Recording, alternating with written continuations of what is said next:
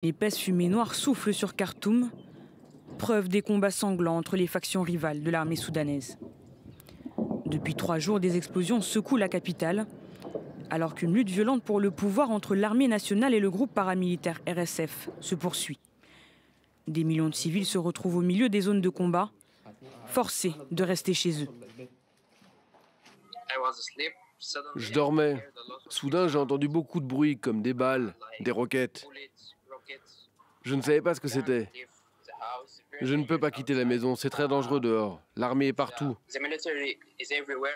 Sur place, les médecins peinent à transporter tous les blessés dans les hôpitaux. Dimanche, les 2 parties ont accepté l'ouverture de couloirs humanitaires à la demande de l'ONU. Un cessez-le-feu qui devrait permettre l'évacuation temporaire des blessés.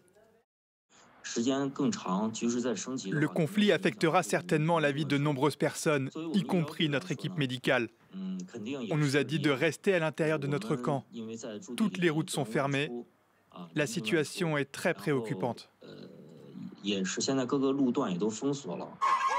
Plusieurs autres combats ont éclaté hors de la capitale, notamment dans la région troublée du Darfour occidental.